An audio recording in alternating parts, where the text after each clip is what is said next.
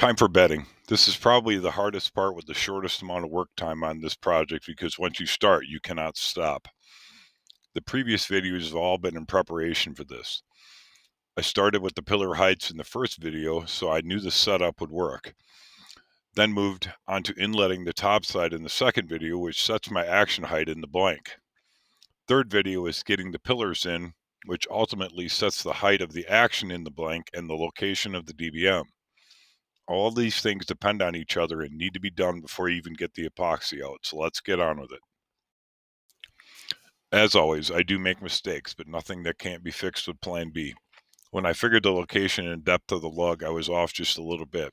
I also needed to open the lug pocket up just a bit where I'm pointing at with a pencil.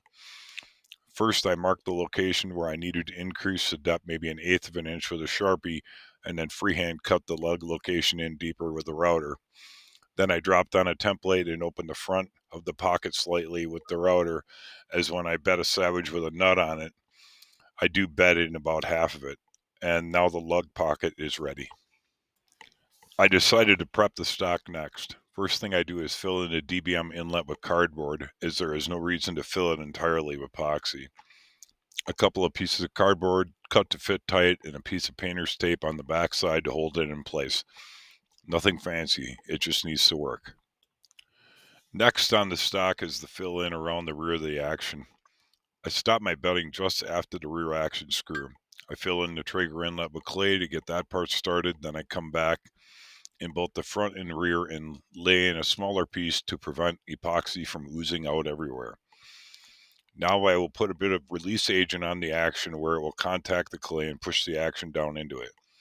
I do a little bit of trimming on the clay to get me a little closer in size, but I don't get too wrapped around the axle on perfection here, as if anything I want to have a little extra I can remove rather than it being not enough.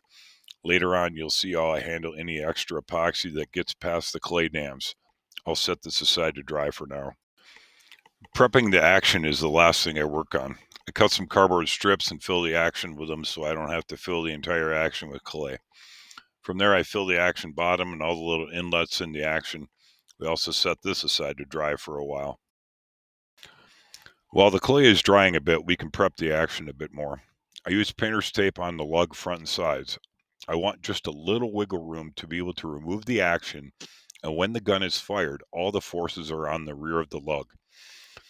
All it needs to be is just a single layer, and it needs to be trimmed closely. From there, I also put a couple wraps around the barrel nut just to keep anything from sticking to it. I also tape off the ejection port and trim closely so nothing can get in there. I also add a bit of tape about a 1/2 inch behind the rear action screw to prevent anything from getting in there as well. With the action all taped up, it's time to get several coats of release agent on it. I just use a hard wax neutral shoe polish. I've had this tint for a long time, and as long as you do a good job, it works great. You put on the polish and let it dry, then add a second and a third coat. Do not buff it off. The surface will be somewhat hazy. I also wax the clay on the action bottom to allow it to easily release. Any places where the clay is shrunk, I fill those in with wax. That's one of the benefits of using a wax over a spray. You can actually fill in areas that have shrunk slightly. You also need to wax the tape on the lug and barrel nut. Do a good job. Last thing you want is a stuck action. Let's talk about epoxies for a moment. I use DevCon 10110. It's thick so it doesn't run all over the place and has great strength. The other option I would consider is Marine Tex, as it's a very similar product, is widely used for bedding jobs, and is made by the same company. Full disclaimer, I've not used Marine Tex, so I can't give an insight on how easy it is to work with. What I will not use, basically anything that comes in a tube. Go look at the numbers that the manufacturers give for strength. Anything that comes in a tube is almost always inferior. Convenience is great until it's a worse product for the application. I'm going to let the video play at double speed and narrate over the top of it as I'm working through it so you can get an idea of what's going on in my head, as this really isn't something that you see in videos. I'm no master by any means, but it's not too hard of a job.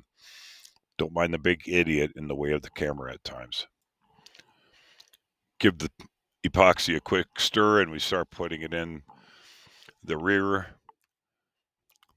inlet and pillar location. You can see this stuff is about like working with caramel. It's fairly thick, even though it's a little cold right now as well.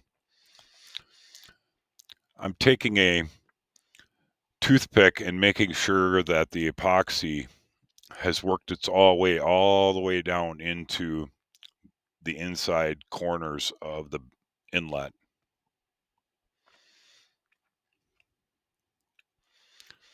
And we just keep working our way across the inlet.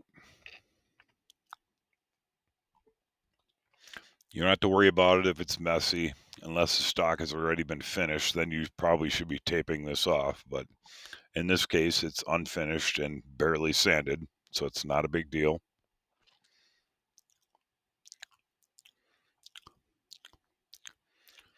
Start to fill in the front lug pocket.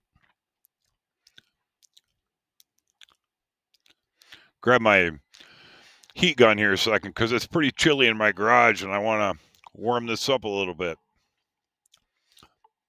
to make it flow a little nicer. This stuff does have about a 30-minute work time, but being that it was pretty cold, I wanted to get through it pretty quickly, so we're making pretty good time. This entire process only took me about 9 minutes. Once again, toothpicks, make sure that epoxy's all the way down in the corners of the lug pockets. Try to get out any air bubbles.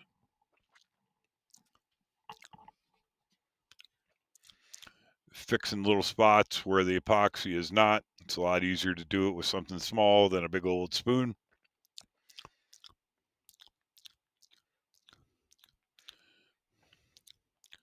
Scraping a little more epoxy into the front lug. Probably don't need quite that much epoxy in there, but I had it mixed up, so let's fill it in.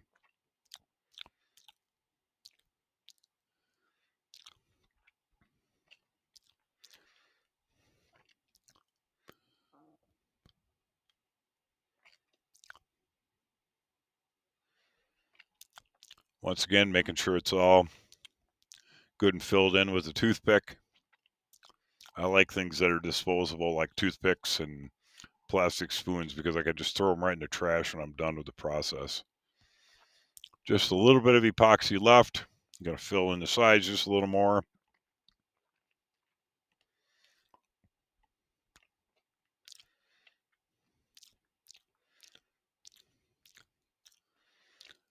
Getting pretty close to being done with the epoxy part.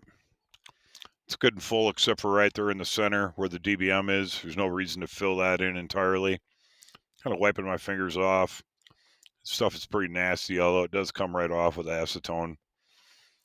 Making sure that my clay is good and set because it is pretty dry. Usually I leave the clay wet. You can also see I'm taking a toothpick right here and poking holes where the holes for the inlet is and where the guide screws go through. I had to grab a clamp real quick because, well, somebody didn't have their shit together. It's oozing out a lot right there, and I can't decide if I want to wipe it off or just keep on going. Grab the clamp, get the clamp on it. That way I ain't got to stand there and try to hold it in place. Got to get me a little scrap of wood here so I can get a little more even clamping pressure on the action.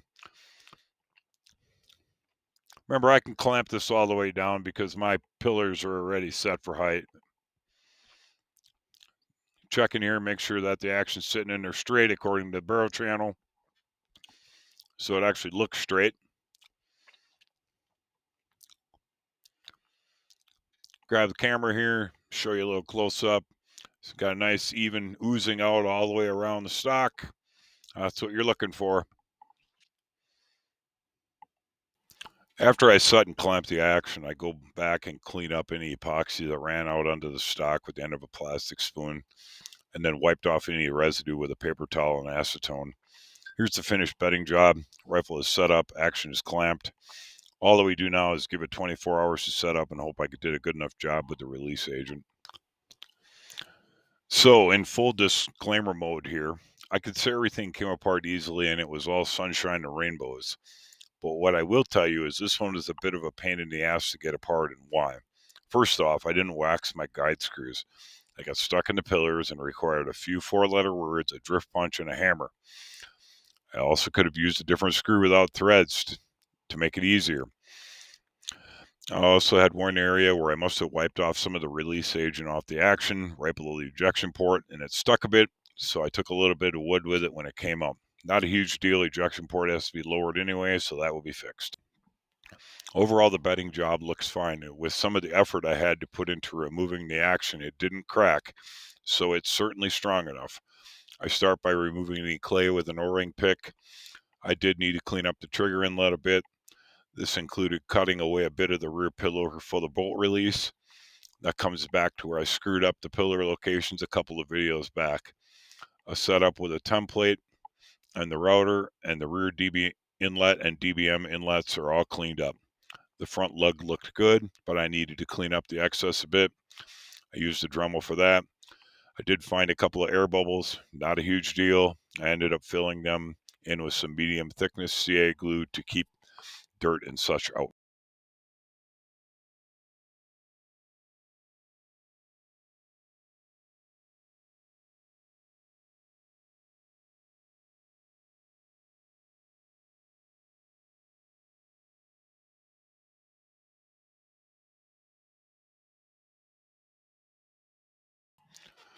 Wrap up time.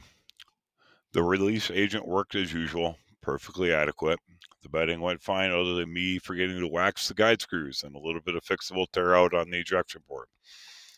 I had to use the persuader to get it apart, but the job is clean and there are no voids. I'm not too worried about a couple of air bubbles. The air bubbles can be avoided a couple of ways. First off, it was 55 degrees in my garage when I bedded this, so the epoxy was a bit thicker than it normally is. That's a bit more chilly than it should have been, even though I did warm the epoxy in the house a full day prior. Another way to avoid this is to prep a bit better and have a couple of syringes prepped before bedding so you can lay up the epoxy, ensuring there are no bubbles. Hindsight is 2020, but the important thing is that it is done and it looks good post cleanup. The next video will be the last in this series. I'll be covering final shaping and sanding, butt pad shaping and install, bolt handle cut, and many coats of finish. I'm currently 5 coats of finish into this stock and I'm shooting for at least 10.